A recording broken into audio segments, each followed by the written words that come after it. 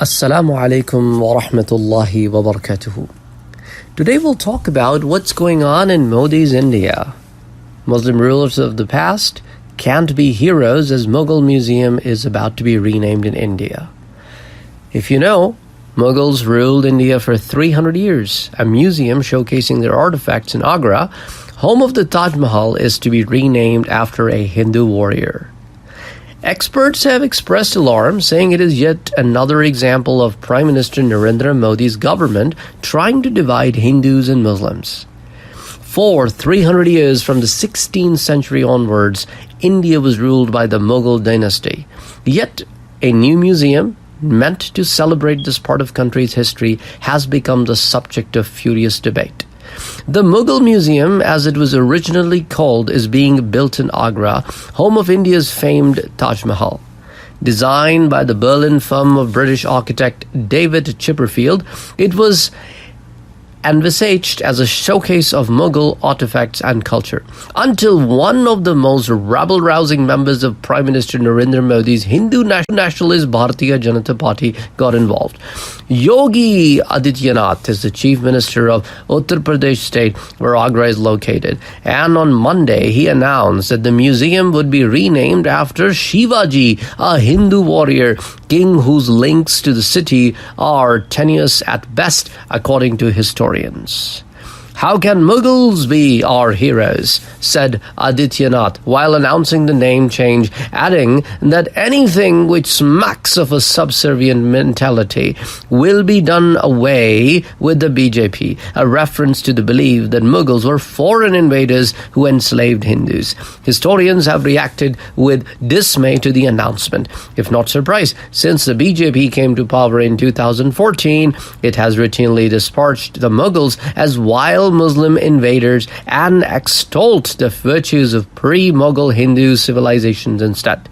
The Mughal Empire eventually fell in 1857 after a long period of decline, after which the British Raj became the paramount power in India. Mani Mugdha Sharma, author of a recent book on early Mughal Emperor Akbar the Great titled Allahu Akbar, Understanding the Great Mughal in Today's India, called Adityanath's refusal to see the Mughals as heroes ironic. How can he say the Mughals are not heroes when among their immense contribution over centuries, they gave us the Taj Mahal, the most famous monument in the country? He asked. Even if you disregard all else, the Mughals gave us the monument that symbolizes India to the rest of the world. So how can you reconcile all that? Civil rights activist Srinath Rao further pointed to how Modi stands on top of the Red Fort in New Delhi to address the nation every year to celebrate Independence Day. If he feels so strongly, he should look for another venue, he said. Modi's critics see the renaming of the Mughal Museum as yet another attempt to divide India's heritage into Hindu and Muslim.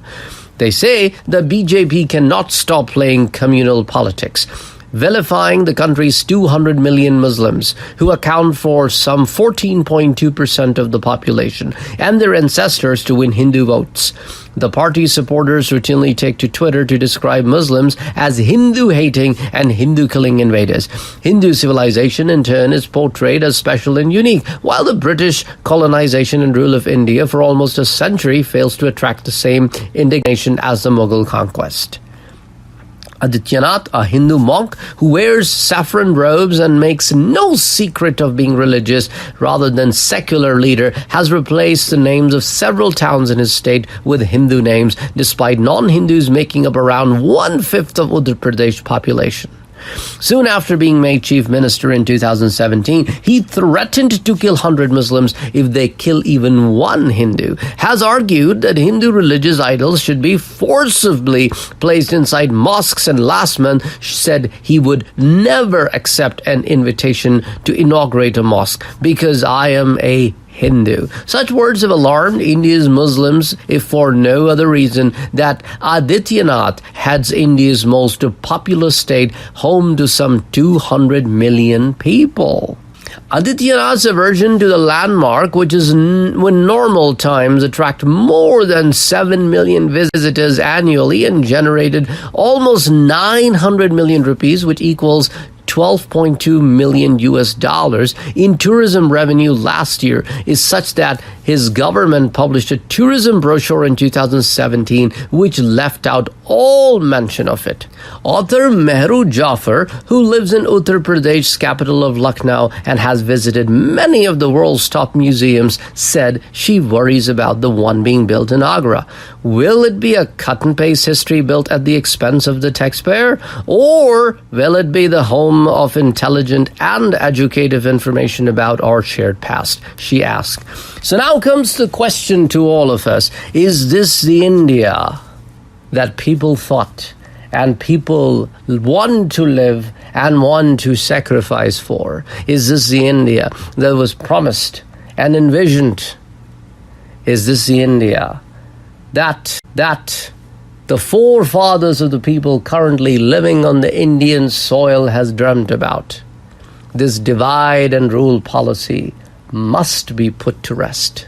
These are not leaders. Assalamu alaikum wa rahmatullahi wa barakatuh.